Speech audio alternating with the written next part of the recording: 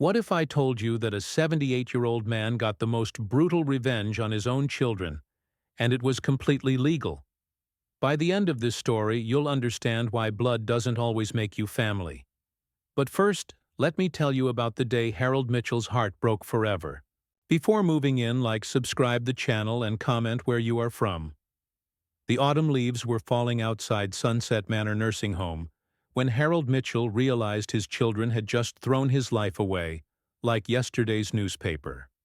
3. Expensive cars sat in the parking lot. BMW, Mercedes, Lexus, all belonging to his kids, Michael, Sarah, and Jennifer. The same kids he'd raised single-handedly after their mother died of cancer when they were just teenagers. But here's the thing that'll make your blood boil. They didn't even walk him to his room. They handed over his single suitcase to a nurse, signed some paperwork, and within 20 minutes, they were gone. No hugs, no tears, just the sound of luxury car doors slamming and engines starting. Harold stood at his window, watching his own flesh and blood drive away, and that's when he made a promise that would haunt them for the rest of their lives. But hold on, because what happened next will absolutely blow your mind. You see, Harold wasn't just any ordinary father. He had a secret that would turn their world upside down. Now, before I tell you about Harold's devastating revenge, you need to understand the man we're dealing with here. Harold Mitchell wasn't born wealthy. He grew up dirt poor in rural Ohio, the son of a coal miner who died in a cave-in when Harold was just 16.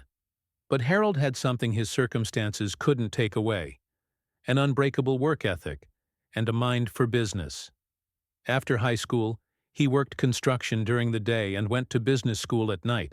By 25, he'd saved enough to buy his first rental property. By 30, he owned 5. By 40, he had built a small real estate empire that most people never knew about. You see, Harold lived modestly, drove an old pickup truck, wore the same work clothes for years. His neighbors thought he was just another blue-collar guy making ends meet. Even his own children had no idea their father was worth over $3 million. But here's where this story gets really interesting. When Harold's wife, Margaret, got diagnosed with terminal cancer, he liquidated almost everything to pay for her treatment. Experimental therapies, the best doctors, private rooms. None of it worked.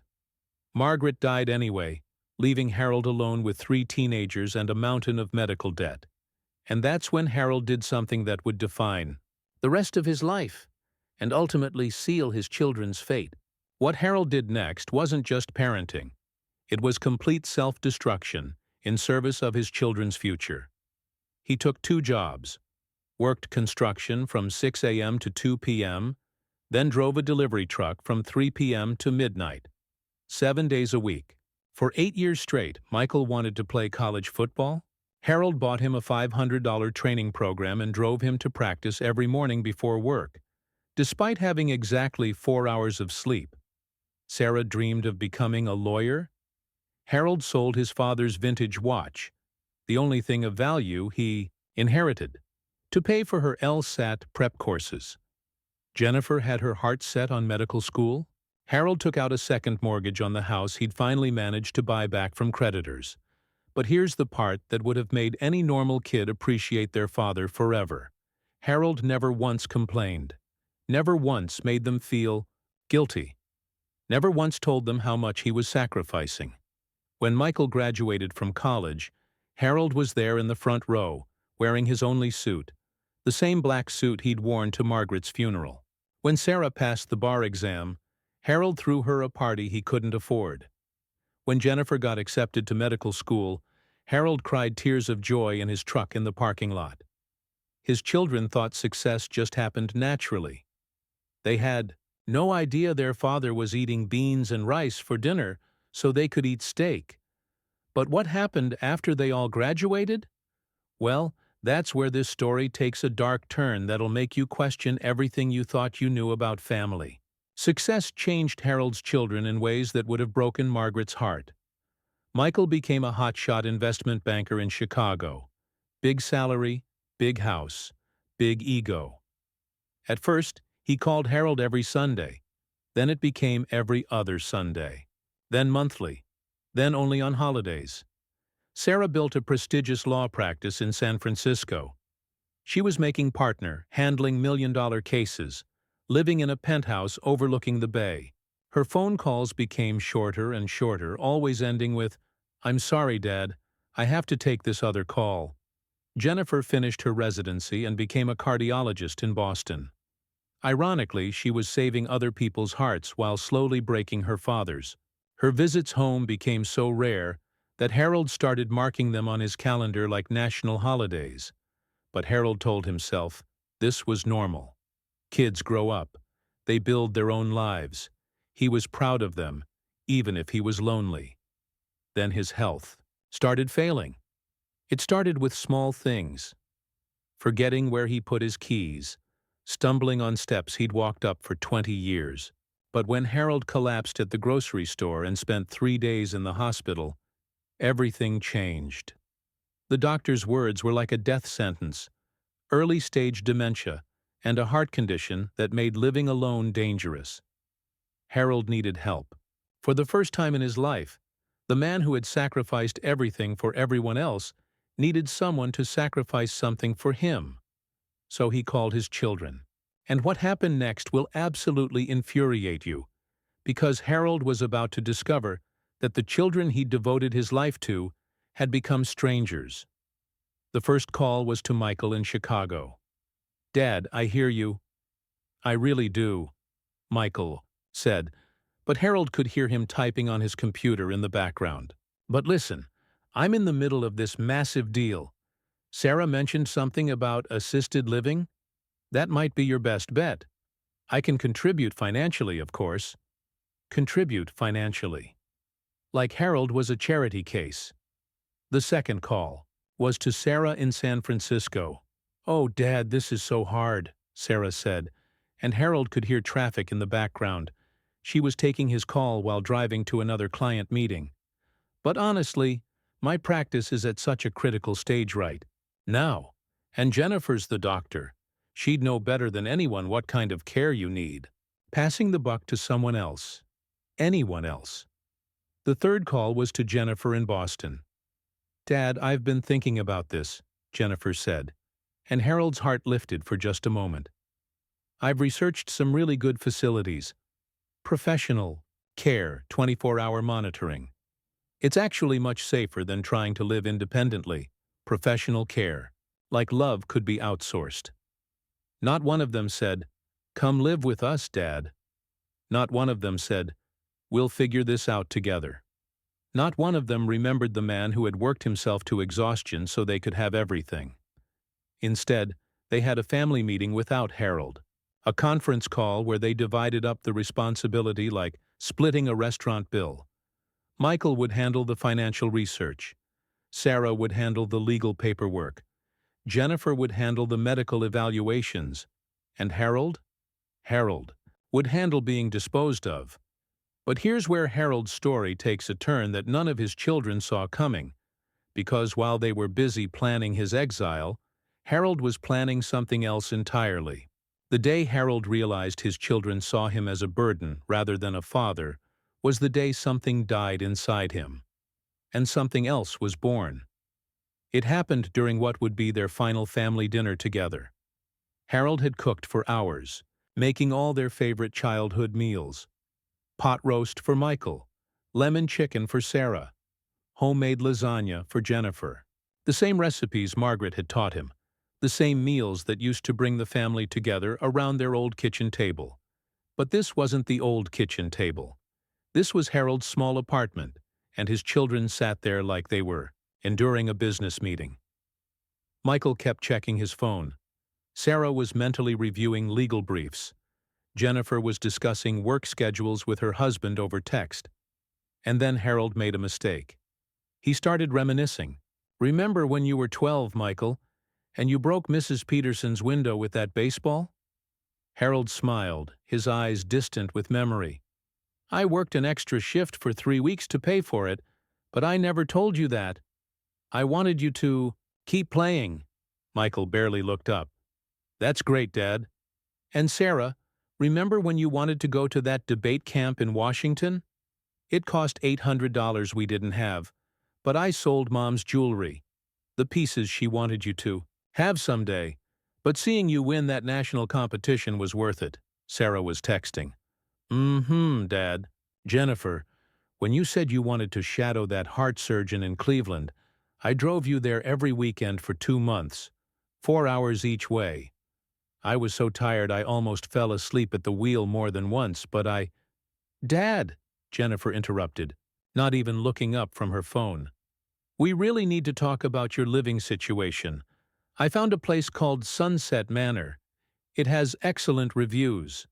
That's when Harold understood. His children weren't just planning to put him in a nursing home. They couldn't wait to get rid of him. The man who had sacrificed his youth, his health, his happiness, and his fortune for them had become nothing more than an inconvenient problem to be solved. But what his children didn't know, what they couldn't have known because they'd never bothered to ask about their father's life, was that Harold Mitchell was much more than just a tired old man with failing health. You see, while Harold's children were building their careers, Harold had been quietly building something too, and what he'd built was about to become their worst nightmare. For 30 years, while his children thought their father was just scraping by, Harold Mitchell had been playing the longest game of financial chess in history. After Margaret's death, when Harold was working those 2 jobs to support his kids, he wasn't just surviving. He was strategically planning. Every extra dollar went into investments that his children knew nothing about. Real estate? Harold had quietly assembled a portfolio of rental properties across 3 states. The tenants sent rent checks to a P.O. box Harold had maintained for decades. Stocks? Harold had invested in small companies that later became giants. Amazon when it was just selling books. Apple when everyone thought they were finished.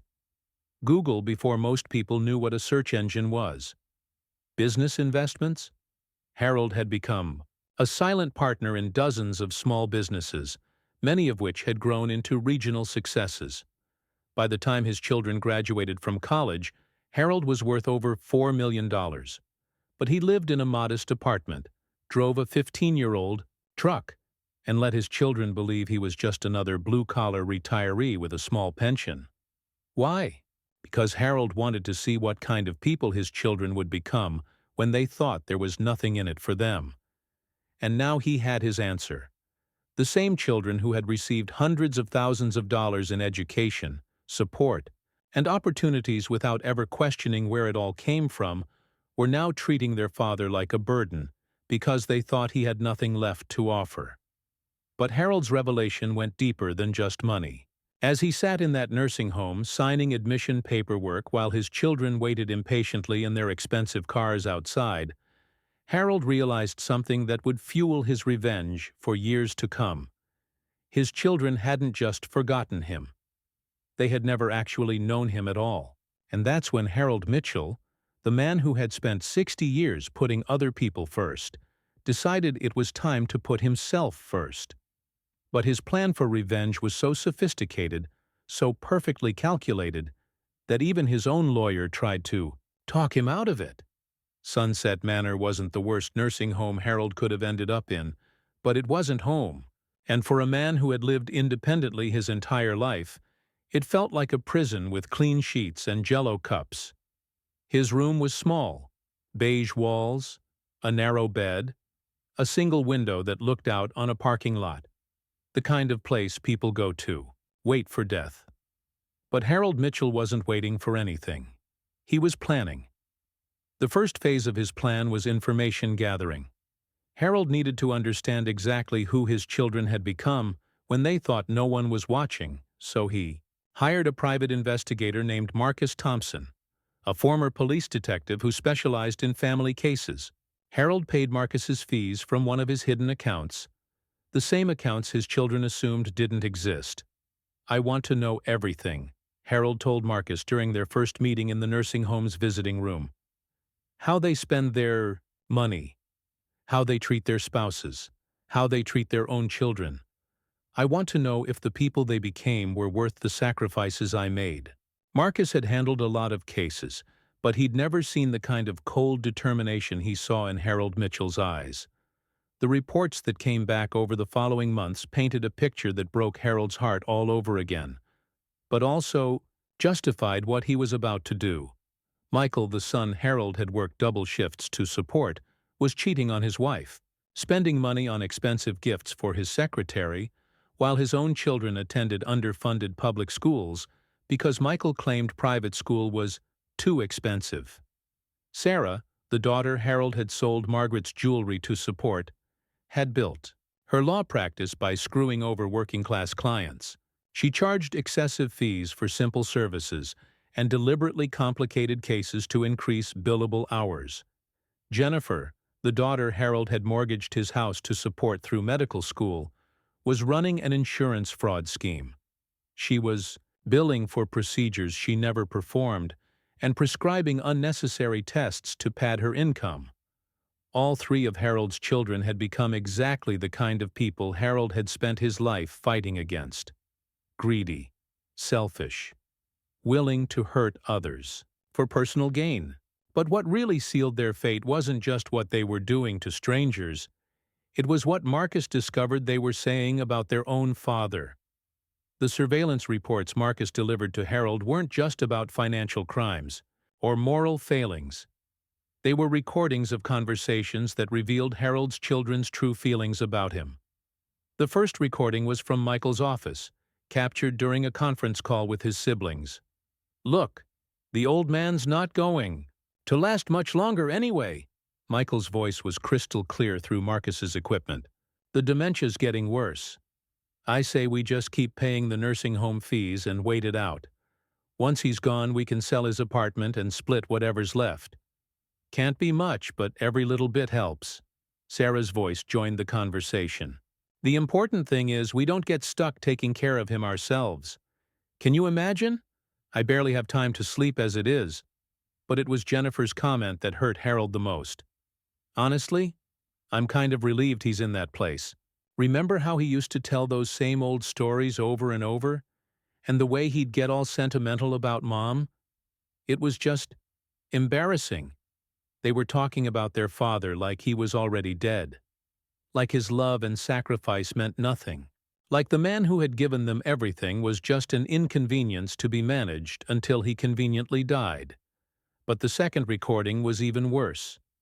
Marcus had placed listening devices in Sarah's car during one of her visits to her brother's house. The conversation between Sarah and Jennifer was about Harold's potential inheritance.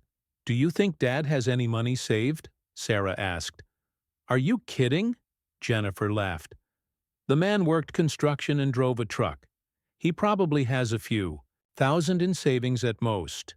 Maybe some old life insurance policy." "Well, at least the apartment might be worth something," Sarah replied. "And wasn't there some family land in Ohio? Probably worthless, but you never know." They were already dividing up Harold's imaginary assets while he was still alive, planning their inheritance while actively ignoring his existence. But the third recording was the one that pushed Harold from heartbreak into pure, calculated rage.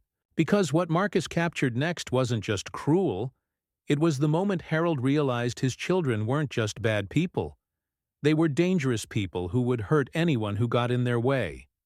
The recording that changed everything was captured at Jennifer's house during a family barbecue Harold wasn't invited to. Jennifer's daughter Emma, Harold's own granddaughter, who was now 15, had apparently asked about her grandfather. "Why doesn't Grandpa Harold come to family events anymore?" Emma's young voice was clear on the recording. There was a pause, and then Jennifer's voice, cold and dismissive. "Honey, Grandpa Harold is very sick. It's better for everyone if he stays where he is. He wouldn't enjoy being around people anymore." "But couldn't we visit him sometimes?" Emma pressed. "He used to tell me such cool stories about when Dad was little." Michael's voice cut in, sharp and final. "Emma, your grandfather isn't the same person he used to be. The disease has changed him. It's better to remember him the way he was." The disease. They were telling Harold's own grandchildren that he was too far gone to be part of the family. They were erasing him from their lives while he was still breathing. But what came next was the moment that sealed their fate forever. Emma's voice, smaller now, uncertain. Will I? Will I end up in a place like that when I get old? If I get sick? And Sarah's voice, casual and matter-of-fact. Well, honey, that's what happens when you don't plan properly. When you don't build a life that can take care of you. Grandpa Harold was a good man, but he never really made anything of himself. That's why he ended up where he did. Never made anything of himself. Harold Mitchell, who had built a multi-million-dollar fortune from nothing. Harold Mitchell, who had sacrificed everything so his children could become successful. Harold Mitchell, whose entire life had been dedicated to making something of his family. According to his own children, he had never made anything of himself. That night, Harold called his lawyer, and what Harold was about to do would go down in legal history as one of the most elaborate and devastating acts of revenge ever documented. But first, Harold had to make sure his plan was absolutely foolproof. Harold's lawyer, James Patterson, had been handling Harold's financial affairs for over 20 years. He was one of only 3 people who knew the true extent of Harold's wealth, and he was about to become instrumental in the most complex estate planning case of his career. "Harold, are you absolutely certain about this?" James asked during their meeting in the nursing home's conference room. "What you're proposing isn't just cutting your children out of your will. This is, well, this is total warfare." Harold's response was calm, measured, and terrifying in its certainty. "James, I have spent my entire adult life putting my children first. Their needs, their dreams, their futures, and in return, they have decided that I don't deserve to be part of their lives. So now they're going to learn what life is really like when I'm not part of it." The plan Harold outlined was masterful in its cruelty and absolutely legal in its execution. First, Harold would rewrite his will completely. Not just cutting his children out, but actively giving their inheritance to people who had shown him kindness during his darkest hours. Second, Harold would begin liquidating his assets strategically, converting them into forms that would be impossible for his children to contest or recover. Third, and most devastatingly, Harold would document everything, every instance of neglect, every cruel comment, every moment his children had chosen their own convenience over their father's well-being. But Harold needed more than just a lawyer. He needed a team. Marcus Thompson, the private investigator, would continue documenting his children's behavior and would serve as a witness to their character. Dr. Elizabeth Chen, Harold's geriatrician at Sunset Manor, would provide medical testimony that Harold was of sound mind and fully competent to make these decisions. Father Miguel Santos, the nursing home chaplain who had spent countless hours listening to Harold's stories, would serve as a character, witness to Harold's mental state and moral reasoning. And finally, Harold recruited the most important team member of all, Rebecca Williams, a 28-year-old nurse at Sunset Manor who had treated Harold not like a burden, but like the remarkable man he actually was. Because Rebecca was about to become the key to Harold's revenge, and the recipient of gifts that would change her life forever. While Harold's children saw him as a burden to be managed, other people saw him as a human being worth knowing, and those people were about to receive rewards beyond their wildest dreams. Rebecca Williams was working double shifts as a nurse at Sunset Manor, trying to pay off student loans from her nursing degree while supporting her elderly mother who had multiple sclerosis. She made $42,000 a year and lived paycheck to paycheck, but she never let financial stress affect the care she gave her patients. Harold noticed that Rebecca was different from the first day he arrived. While other staff members performed their duties efficiently but distantly, Rebecca actually talked to Harold like he was a person with a history worth knowing. "Tell me about your wife, Mr. Mitchell," she'd say while checking his blood pressure. "What was she like?" And Harold would talk about Margaret while Rebecca listened, actually listened, to stories about a love that had lasted 27 years before cancer cut it short. Rebecca learned about Harold's children too, though Harold never mentioned their abandonment. In fact, Harold spoke of them with pride, telling Rebecca about Michael's success in finance, Sarah's law practice, and Jennifer's medical career. "You must be so proud," Rebecca would say, and Harold would smile and nod, never mentioning that those successful children couldn't find time to visit their father. But Rebecca wasn't the only person who saw Harold as more than just another elderly patient. Tommy Rodriguez was a 19-year-old volunteer who came to Sunset Manor every Sunday to read to residents who had vision problems. Most volunteers read from magazines or newspapers, but Tommy noticed that Harold loved classic literature. So every Sunday for 2 years, Tommy read Harold everything from Mark Twain to Ernest Hemingway. They discussed the books afterward, and Harold was amazed to discover that this young man who was working his way through community college had insights that would have impressed Harold's literature professors from decades ago. Tommy was studying business, working 2 part-time jobs, and taking care of his younger siblings while his single mother worked nights as a hotel cleaner. But every Sunday, without fail, Tommy showed up to spend 3 hours reading to elderly people who had no one else. The third recipient of Harold's kindness-based inheritance was Martha Chen, an 85-year-old woman who lived in the room next to Harold's. Martha had no living family and survived on Social Security payments that barely covered her nursing home fees. But Martha had something Harold's wealthy children lacked: genuine compassion. When Harold had nightmares about Margaret's death, it was Martha who sat with him in the middle of the night, holding his hand and reminding him that grief was just love with nowhere to go. When Harold struggled with the early stages of his dementia, it was Martha who patiently helped him remember things, never making him feel stupid or broken. When Harold felt invisible and forgotten, it was Martha who made sure he knew that someone in the world cared whether he lived or died. And these 3 people, an overworked nurse, a teenage volunteer, and an elderly woman with nothing, were about to receive everything Harold Mitchell had spent a lifetime building. The document Harold Mitchell signed on a cold Tuesday morning in March was more than just a will. It was a testament to what he had learned about human nature after 7 decades on Earth. To Rebecca Williams, the nurse who had treated him like a human being instead of a patient number, Harold left his primary residence, a fully paid-off house in a desirable neighborhood worth $850,000. He also established a trust fund that would pay off her student loans, provide for her mother's medical care, and give Rebecca a monthly income that would free her from financial worry for the rest of her life. To Tommy Rodriguez, the young man who had spent his Sundays reading to Harold when Harold's own children couldn't spare 20 minutes for a phone call, Harold left his stock portfolio, now worth over $1.2 million. Harold also established an educational trust that would pay for Tommy's college education and provide startup capital for the business Tommy dreamed of opening.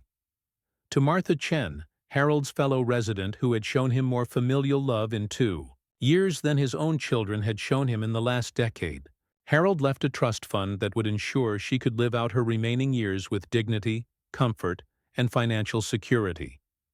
The rest of Harold's estate, approximately $1.8 million in various assets, was divided between charities that supported elderly people who had been abandoned by their families, organizations that provided health care for people who couldn't afford it, and scholarships for first-generation college students. But Harold's will contained one final provision that would ensure his children understood exactly why they had been disinherited. Each of Harold's children would receive a personal letter, to be delivered along with the will, explaining in detail every moment of neglect, every cruel comment, and every instance where they had chosen their own convenience over their father's well-being. The letters would include transcripts of their recorded conversations, documentation of their visits, or lack thereof, and a complete accounting of everything Harold had sacrificed for them throughout their lives. But most importantly, the letters would explain that Harold's decision wasn't made in anger or spite. It was made in clarity, because Harold Mitchell had finally seen his children for who they truly were. And what he saw convinced him that people who could abandon their father in his time of need didn't deserve to benefit from his death. For 3 years after signing his new will, Harold Mitchell lived with a secret that gave him more satisfaction than any revenge fantasy ever could. His children had no idea what was coming. They continued their pattern of minimal contact, brief visits, and casual cruelty, never suspecting that their father was documenting every slight and preparing the ultimate response. Michael visited exactly 4 times in 3 years. Each visit lasted less than an hour, and he spent most of that time on his phone dealing with urgent business matters. He never asked Harold about his daily life, his health, or his feelings. Michael's visits were obligation checkboxes, nothing more. Sarah managed 3 visits in 3 years, usually timed to coincide with business trips that brought her to the area.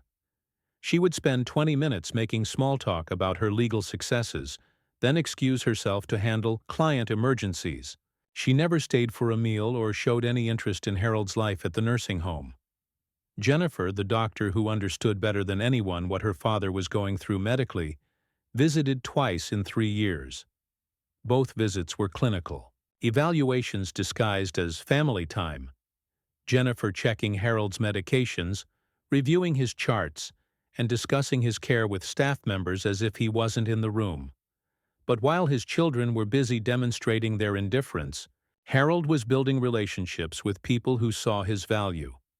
Rebecca Williams became more than just Harold's nurse. She became the daughter he wished he'd raised. She introduced Harold to her mother, brought him homemade cookies, and included him in conversations about her life, dreams, and struggles. Tommy Rodriguez continued his Sunday reading sessions, but they evolved into genuine friendship. Harold began mentoring Tommy in business and finance, sharing decades of investment wisdom that would serve Tommy well in his future career. Martha Chen became Harold's closest companion at Sunset Manor. They played cards, watched classic movies, and shared stories about their lives before nursing home existence made them feel invisible to the outside world. These people, none of whom were related to Harold by blood, became his real family. And Harold began to understand that his children's abandonment wasn't a tragedy to be mourned, but a revelation to be grateful for. Because sometimes losing the family you thought you had is the only way to find the family you actually need. And Harold was about to make sure his real family was rewarded for their loyalty. Harold Mitchell died on a sunny Thursday morning. In May, exactly 4 years after his children had deposited him at Sunset Manor and driven away. His death wasn't dramatic or sudden. Harold simply went to sleep and didn't wake up. The kind of peaceful death that comes to people who have made peace with their choices. Rebecca Williams found him that morning during her routine rounds. Harold looked serene, almost relieved, like a man who had finally finished a difficult but important task. On Harold's nightstand, Rebecca found 3 sealed envelopes with his children's names on them, along with a note addressed to her. Rebecca, these letters are to be delivered. With my will. Thank you for treating an old man like he mattered. You gave me more kindness in 4 years than I received from my own children in the last decade of my life. Use what I've left you to build a life as beautiful as the compassion you've shown me. Harold. The funeral was small but meaningful. Rebecca, Tommy, Martha, and several other residents and staff members from Sunset Manor gathered to remember a man who had touched their lives in profound ways. Harold's children attended, of course. They sat in the front row, playing the part of grieving family members, already mentally calculating the inheritance they assumed was coming their way. Michael wore his most expensive suit and practiced looking appropriately sad while checking his phone for stock prices. Sarah had cleared her schedule for the entire day, expecting to spend the afternoon dealing with estate matters and probate procedures. Jennifer sat with her husband and children, already planning how Harold's inheritance would pay for their daughter's private school tuition and their son's travel soccer expenses. They had no idea they were attending their own financial execution, because in exactly 72 hours, Harold Mitchell's final act of revenge would be delivered to their doors, and their lives would never be the same. The law office of Patterson, Mitchell and Associates had never hosted a more tense estate reading. Harold's children arrived dressed for success, carrying leather portfolios and bringing their spouses for moral support and witness protection, for what they assumed would be a substantial windfall. James Patterson had been dreading this moment for 3 years. He had tried repeatedly to convince Harold to reconsider his decision, but Harold's resolve had only strengthened over time. "Before we begin," James announced to the assembled family, "I need to inform you that Harold left specific instructions for how this reading should be conducted. There are also personal letters that will be distributed after the will has been read in its entirety." Michael shifted impatiently in his leather chair. "Can we just get to the important parts, James? We all know Dad didn't have much, but we're hoping there might be enough to cover his final expenses with a little left over." James Patterson had been practicing law for 35 years, but he had never seen anything quite like what was about to unfold. "Actually, Michael, that's where you're mistaken. Your father was worth approximately $4.2 million at the time of his death." The silence in the room was deafening. Harold's children stared at James like he had just spoken in a foreign language. Sarah recovered first. "I'm sorry. Did you say million? That's impossible. Our father worked construction and drove a truck. Where would he get that kind of money?" James opened Harold's file and began reading. Harold Mitchell spent 40 years building one of the most diverse and successful investment portfolios I've ever managed.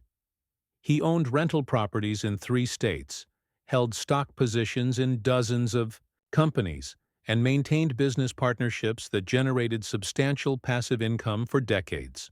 Jennifer's husband leaned forward. "Why didn't he ever tell anyone? Why did he live so modestly?" According to Harold's own words, James replied, "He wanted to see what kind of people his children would become when they thought there was nothing in it for them."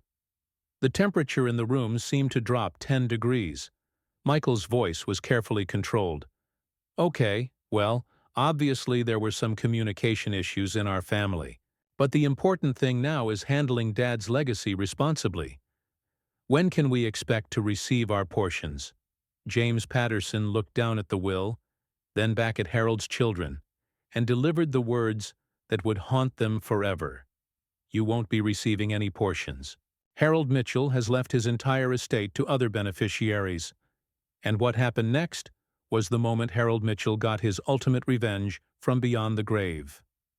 The reading of Harold Mitchell's will became legendary in legal circles. Not because of the amount of money involved, but because of the surgical precision with which Harold had dismantled his children's assumptions about their future.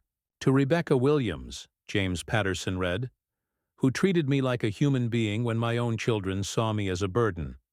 I leave my house at 4247 Maple Street and the sum of $1 million to be held in trust for her financial security and her mother's medical care."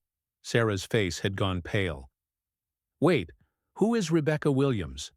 "She was your father's nurse at Sunset Manor," James replied. "The same nursing home where, according to Harold's documentation, you visited him exactly 3 times in 4 years." James continued reading.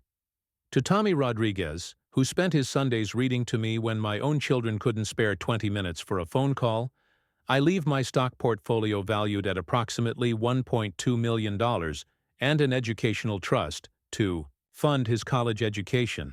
Michael stood up abruptly. "This is insane. Some random kid gets over $1 million while we get nothing? Dad was clearly not in his right mind." "Actually," James replied, Harold anticipated that response. Dr. Elizabeth Chen, his geriatrician, has provided extensive documentation of Harold's mental competency throughout the estate planning process. Harold was evaluated by 3 independent psychiatrists, all of whom confirmed that he was of sound mind when these decisions were made. The reading continued. "To Martha Chen, who became the family I needed when my biological family abandoned me, I leave a trust fund of $500,000 to ensure her comfort and dignity in her remaining years." Jennifer's voice was shaking. This is ridiculous. We're his children. We have legal rights. Actually, you don't, James replied calmly. Harold was under no legal obligation to leave you anything, and he made sure this will is completely uncontestable. But James wasn't finished reading. The remainder of my estate, approximately $1.5 million, is to be divided equally between the following charities: the National Foundation for Abandoned Elderly, St. Mary's Free Medical Clinic, and the First Generation College Student Scholarship Fund. Michael slammed his hand on the conference table. $4 million! $4 million going to strangers and charities, while his own flesh and blood gets nothing. Not nothing, James said quietly. Harold left each of you something. He reached into his briefcase and pulled out 3 sealed envelopes. These are personal letters from your father. He insisted they be read after the will. And what Harold had written in those letters would destroy his children in ways that money never could. Sarah ripped open her envelope first, her hands trembling with rage and disbelief. But as she read her father's words, her anger transformed into something much worse. Recognition. My dear Sarah, by the time you read this, you will have learned that I left you nothing in my will. I want you to understand that this decision wasn't made in anger, but in clarity. Do you remember when you were 16 and wanted to go to that debate camp in Washington? It cost $800 that we didn't have. I sold your mother's engagement ring, the ring I had promised to pass down to you someday, to pay for that camp. I never told you that. I wanted you to focus on your dreams, not on the sacrifices required to achieve them. You won that national debate championship, and I was so proud. I thought I was raising a daughter who would fight for justice and help people who couldn't help themselves. But according to the private investigator I hired, you built your law practice by overcharging working-class clients and deliberately complicating simple cases to increase your billable hours. You became exactly the kind of lawyer I taught you to stand against. And in your own words, recorded during a conversation with your siblings, you said I never really made anything of myself. I made you, Sarah. Everything you are, everything you achieved, was built on sacrifices I made gladly, because I believed you would use your success to make the world better. Instead, you used it to make yourself richer while making other people's lives harder. I hope the strangers who will benefit from my estate prove more worthy of investment than my own daughter did. Your disappointed father, Harold Mitchell. Sarah's letter fell from her shaking hands. Across the table, Michael was reading his own devastating assessment. Michael, I worked double shifts for 8 years to pay for your education. 16-hour days, 7 days a week, because I believed my son would use his intelligence and opportunities to build something meaningful. But you built nothing except your own bank account. You're cheating on your wife, the same woman I walked you down the aisle to marry, the same woman who gave you the grandchildren I was never allowed to know. You're lying to your clients about investment risks to increase your commissions. And worst of all, you're raising your children to believe that family is disposable when it becomes inconvenient. I gave you everything I had, and you became everything I despised. The young man who will receive your inheritance understands the value of loyalty. Maybe he'll use this money to become the man I hoped you would be. Your ashamed father, Harold Mitchell. Jennifer's letter was the longest and most detailed, because as the doctor in the family, she had understood better than anyone what Harold was going through, and had chosen to abandon him anyway. Jennifer, of all my children, your betrayal cuts the deepest. You became a doctor. You understand dementia, heart disease, and the psychological impact of isolation on elderly patients. You knew exactly what you were doing when you abandoned me. I mortgaged my house to pay for your medical school. I ate beans and rice for dinner so you could eat steak. I drove a 15-year-old truck so you could focus on your studies instead of working part-time jobs. And when I needed medical advocacy, when I needed someone who understood the healthcare system to ensure I was receiving proper care, you disappeared. Worse, You're committing insurance fraud, billing for procedures you never performed, prescribing unnecessary tests to increase your income. You're stealing from the same healthcare system that made your career possible. But the cruelest cut of all was what you told my granddaughter Emma when she asked about visiting me. You told her I was too far gone to be part of the family. I wasn't too far gone, Jennifer. I was just inconvenient. The nurse who will inherit what should have been yours understands that healing isn't just about medicine. It's about human compassion, something you never learned. Your heartbroken father, Harold Mitchell. The silence in that law office lasted for nearly 5 minutes. Harold's children sat in their expensive clothes, holding letters that had just destroyed every assumption they'd made about their father, their inheritance, and themselves. What happened in the weeks following Harold Mitchell's will reading became a case study in how financial desperation reveals true character. Michael hired 3 different attorneys to contest the will. He spent $75,000 of his own money he had planned to invest in a new business venture, trying to prove his father was mentally incompetent. But Harold had been thorough. Every psychiatric evaluation, every medical record, every witness statement confirmed that Harold Mitchell had been of sound mind throughout the estate planning process. Michael's marriage, already strained by his infidelity, collapsed entirely when his wife learned about the inheritance he'd lost through his own neglect. The divorce settlement took half of his remaining assets. Sarah became obsessed with finding loopholes in estate law. She researched filial responsibility laws, abandoned property claims, and even considered suing Rebecca Williams directly for undue influence.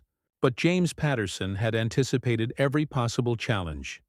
Harold's will was legally bulletproof. Sarah's obsession with the case consumed her professional life.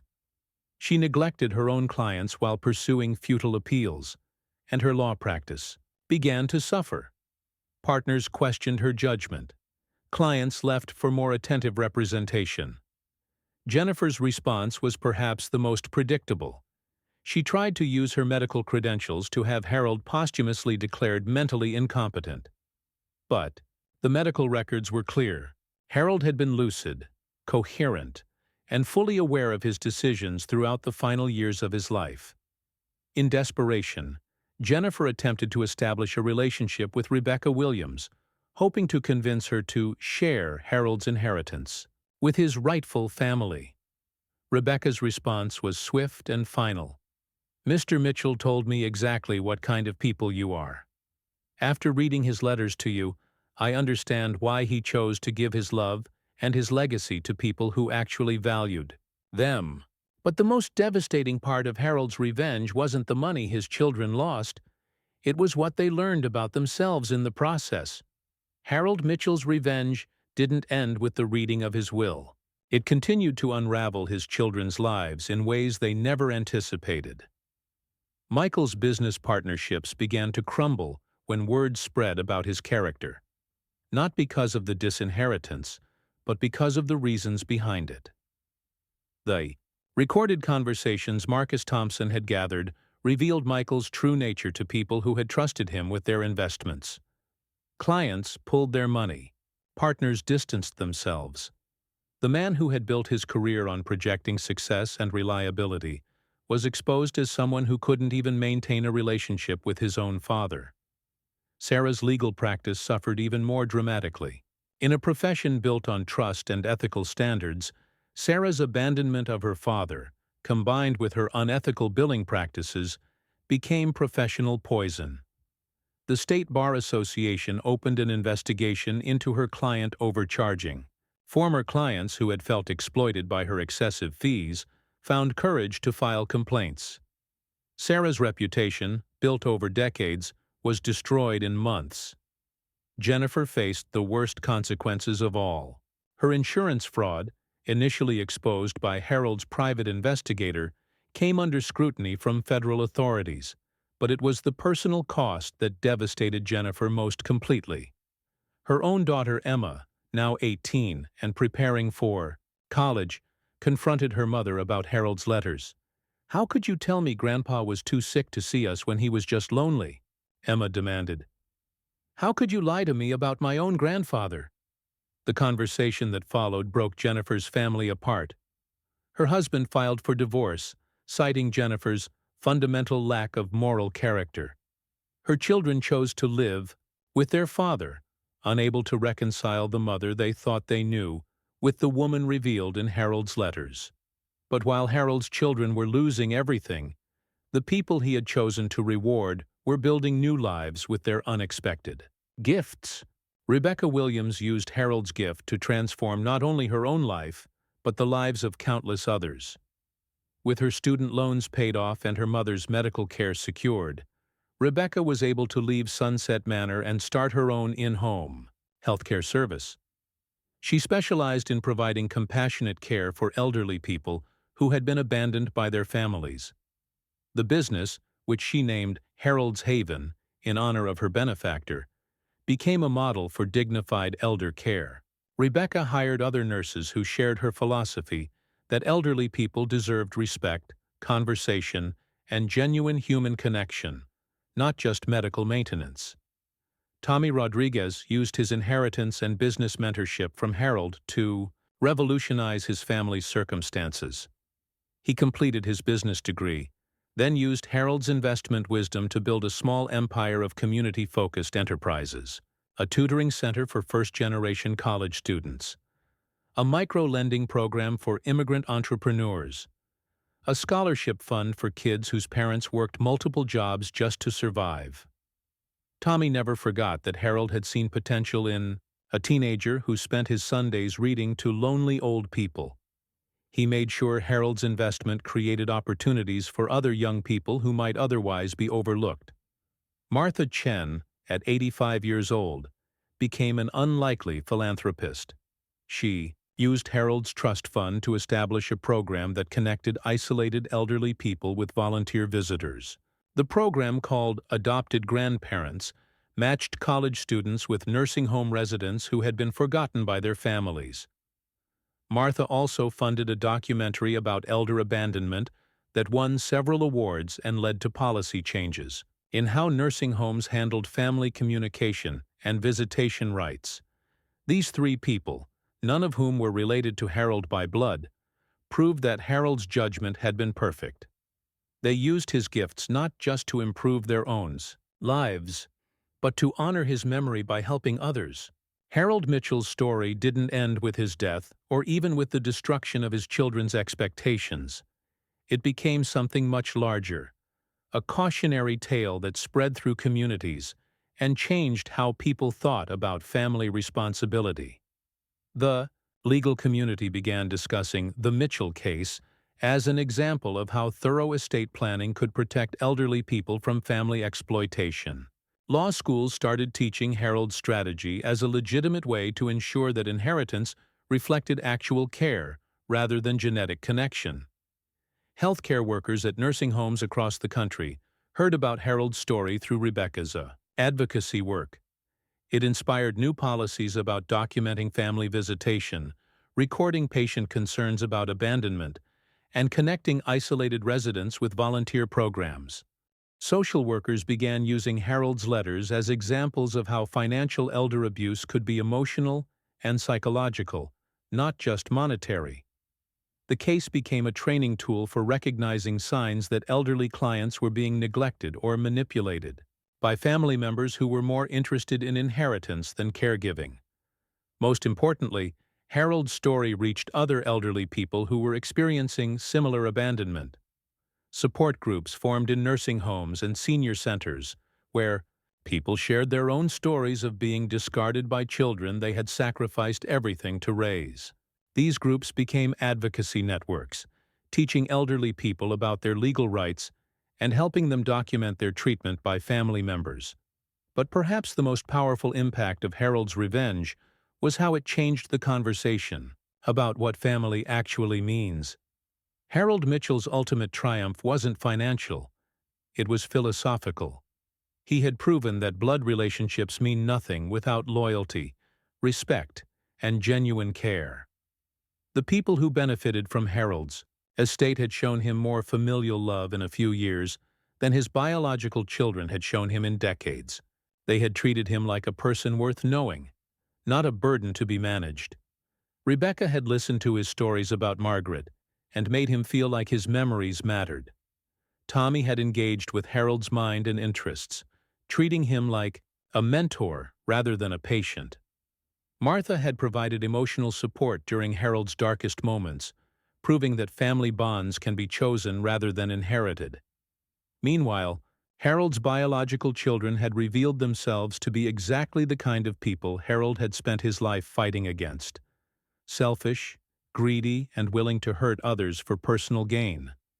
The inheritance they lost was nothing compared to the relationship they had thrown away.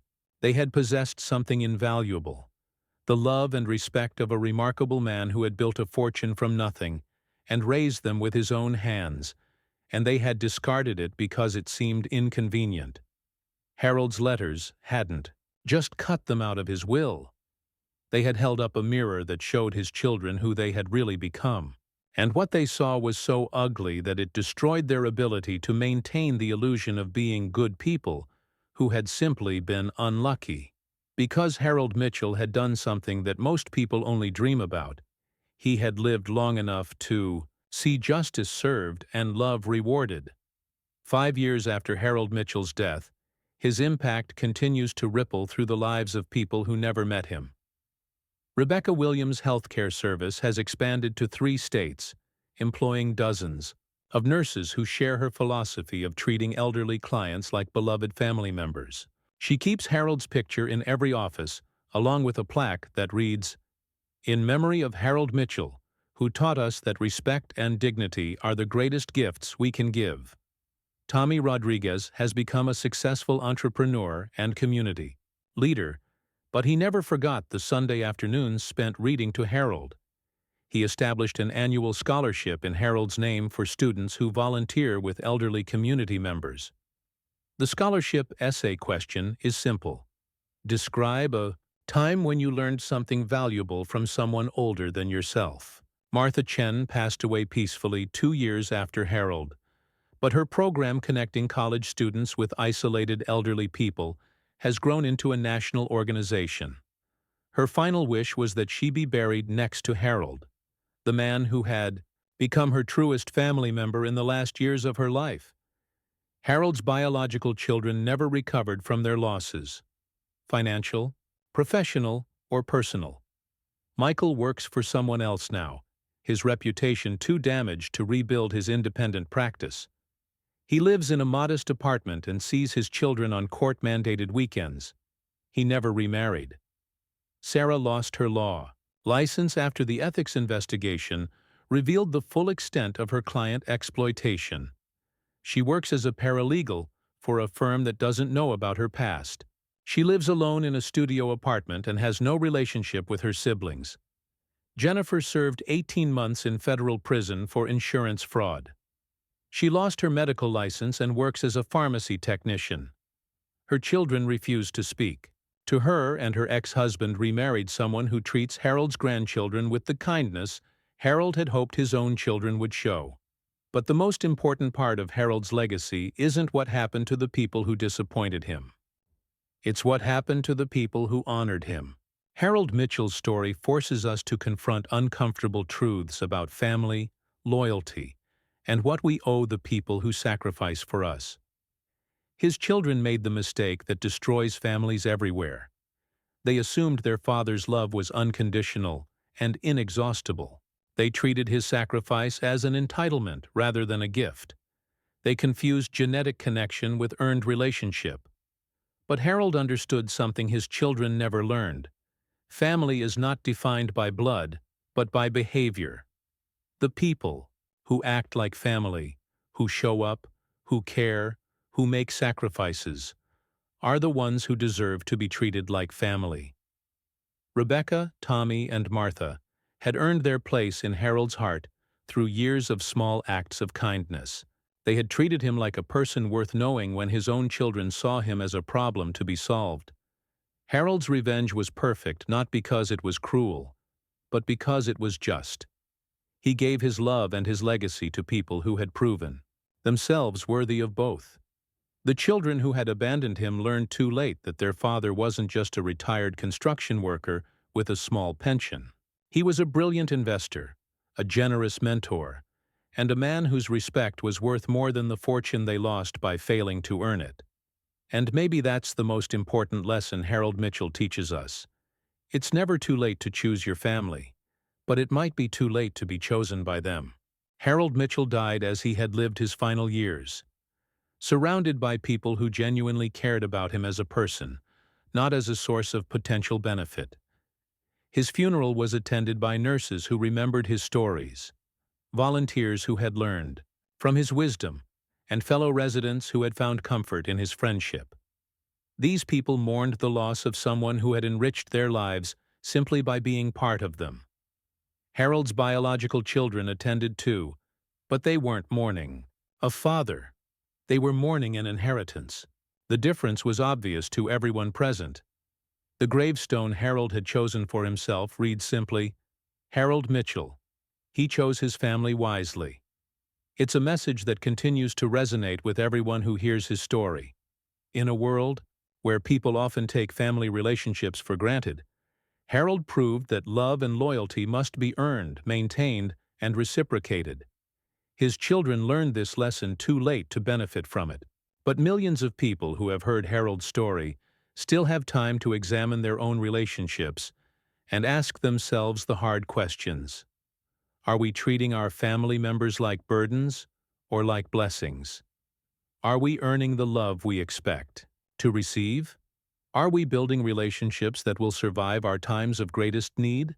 Harold Mitchell spent his final years answering these questions with his actions. His revenge wasn't just getting even with children who had abandoned him. It was proving that chosen family can be more meaningful than biological family. And in the end, Harold Mitchell got something more valuable than revenge. He got justice, and he got to see it served.